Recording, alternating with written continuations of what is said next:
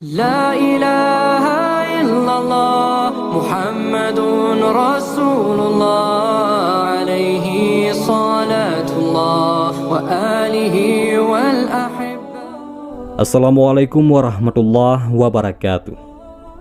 Pertempuran Yarmuk terjadi 4 tahun sesudah Nabi Muhammad SAW wafat. Dalam peristiwa ini, pasukan Islam berhadapan dengan bala tentara Kekaisaran Romawi Timur atau Bizantium. Para sejarawan menggolongkannya sebagai salah satu pertempuran penting dalam sejarah dunia, karena menandakan gelombang besar pertama penaklukan muslimin di luar Jazirah Arab. Perang Yarmuk juga membuktikan kejeniusan Khalid bin Walid.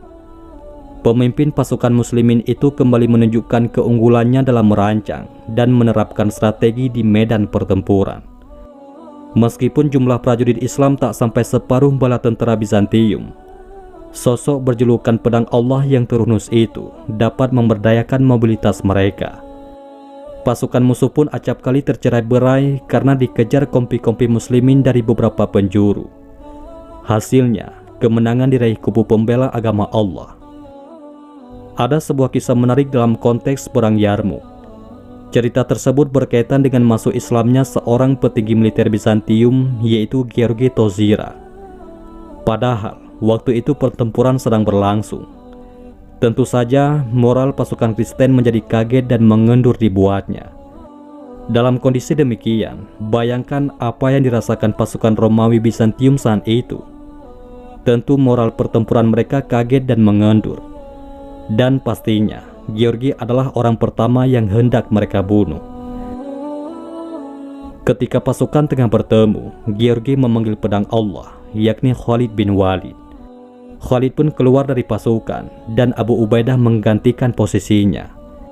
Di tengah ribuan pasukan, kedua panglima perang itu berdiri berhadap-hadapan, hingga leher tunggangan mereka bertautan. Sedangkan ribuan pasukan yang lainnya melihat percakapan rahasia antara panglimanya tersebut.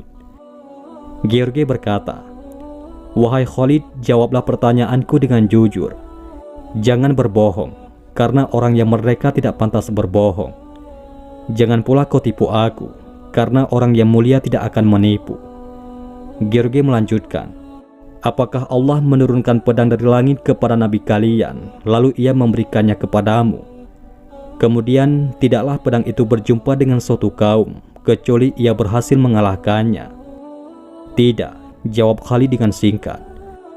"Lalu mengapa engkau disebut dengan Saifullah, yakni pedang Allah?"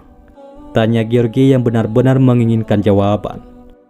Khalid menjawab, "Sesungguhnya Allah Azza wa Jalla mengutus nabinya ke tengah-tengah kami. Ia mendakwahi kami, namun kami semua lari tak mengacuhkannya. Lalu sebagian kami ada yang membenarkan dakwahnya dan mengikutinya, sementara yang lain menjauhi dan mendustakannya. Aku termasuk orang yang menjauhi, mendustakan dan memeranginya. Setelah itu Allah memberi hidayah kepada kami. Kami pun mengikuti ajarannya. Ia berkata kepadaku, 'Engkau adalah pedang di antara pedang-pedang Allah yang ia hunuskan kepada orang-orang musyrik.' Ia mendoakanku dengan kemenangan, lalu melakobiku dengan Saifullah. Dari situlah aku menjadi orang yang paling keras permusuhannya terhadap orang-orang musyrik." "Engkau telah jujur kepadaku," sambut Georgi menanggapi penjelasan Khalid. Lalu ia kembali bertanya kepada Khalid, "Wahai Khalid, beritahu aku, apa engkau serukan padaku?" "Kepada persaksian bahwasanya tidak ada Tuhan yang berhak disembah kecuali Allah, dan Muhammad adalah hamba dan rasulnya, dan meyakini bahwa apa yang ada padanya ataupun wahyu adalah dari sisi Allah." Khalid menerangkan risalah Islam kepada Georgi. "Kalau orang tidak menerima seruan kalian itu," tanya Georgi. "Jizyah menjamin mereka," jawab Khalid bin Walid. "Bagaimana kalau mereka tidak mau menyerahkannya, yaitu jizyah?" tanya Georgi. "Kami perangi mereka," jawab Khalid. "Bagaimana kedudukan orang-orang yang menerima seruan kalian?" tanya Georgi. "Kedudukan kami sama, yakni setara dalam kewajiban-kewajiban yang Allah perintahkan kepada kami. Baik orang yang mulia atau orang biasa, baik yang awal memeluk Islam dan yang terakhir," jawab Khalid bin Walid. George kembali mengajukan pertanyaannya. Apakah orang yang hari ini memeluk Islam, wahai Khalid, sama pahala dan ganjarannya? Iya, bahkan bisa jadi lebih utama, jawab Khalid bin Walid. Dengan nada heran, George kembali bertanya, bagaimana bisa ia sama dengan kalian, padahal kalian lebih dulu memeluk Islam? Kami memeluk Islam dan berbaiat kepada Nabi kami di saat kami menjumpainya. Datang padanya kabar-kabar tentang kitab-kitab, lalu ia memperlihatkan tanda-tanda ataupun kebesaran Allah kepada kami. Orang yang melihat apa yang kami lihat dan mendengar apa yang kami dengar membenarkannya, berislam dan membaiatnya. Adapun kalian belum pernah menjumpai apa yang kami jumpai, belum pernah mendengar apa yang telah kami dengar berupa mukjizat dan hujjah. Kalau kalian memeluk Islam dengan tulus dan sebenar-benarnya, tentu lebih baik dari kami, jawab Khalid bin Walid berusaha menguraikan kebingungan George bin Tozira. Demi Allah, engkau berkata jujur, tidak menipuku, dan tidak berpura-pura padaku, bukan? Tanya George berusaha mendapatkan jawaban yang pasti. Khalid menjawab, demi Allah, aku telah berucap jujur padamu. Aku tidak berkepentingan apapun padamu atau salah seorang dari kalian.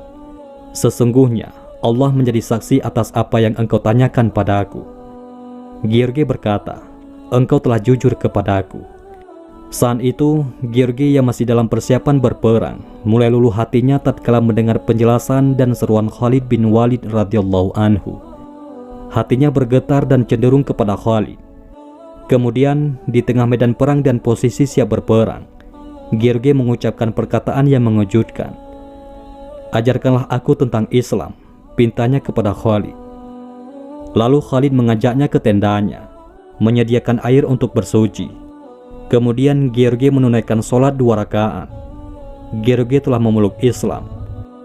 Khalid bin Al-Walid dan para sahabat Nabi memberikan teladan bahwa berangkat ke medan perang bukanlah semata-mata untuk membunuh orang, tapi tujuan utamanya adalah memberikan hidayah. Inilah bedanya jalan para sahabat dengan orang-orang yang terlibat aksi terorisme. Tujuan mereka membunuh, bukan memberi hidayah. Keluar dari Bizantium dengan permusuhan yang memuncak dan memimpin pasukan untuk memerangi Islam dan kaum muslimin. Ternyata saat itulah hidayah datang kepadanya. Oleh karena itu, janganlah kita berputus asa. Sebagaimana Khalid masih mengharapkan hidayah kepada pasukan yang hendak membunuh dan memeranginya. George berbalik posisi. Ia berdiri di sebelah Khalid untuk memerangi pasukan Bizantium. Dalam perang itu ia menderita luka parah dan menemui syahidnya di medan perang Yarmuk. Setelah berislam, ia hanya 1 kali melakukan sholat dan sujud dalam 2 rakaat. Kemudian ia gugur di medan jihad. Benarlah apa yang Khalid ucapkan. Bisa jadi orang yang baru memeluk Islam dan sedikit amalnya lebih unggul dibandingkan orang yang terlahir sebagai seorang muslim. George hanya menunaikan 1 kali sholat dalam hidupnya, namun ia mendapatkan kemuliaan jihad di jalan Allah Subhanahu wa Ta'ala. Ia menjemput kematian sebagai seorang syuhada, insya Allah. Allahumma sholli ala Sayyidina Muhammad wa ala ali Sayyidina Muhammad. Wallahu a'lam bishawab. Mudah-mudahan kisah ini bermanfaat. Assalamualaikum warahmatullahi wabarakatuh.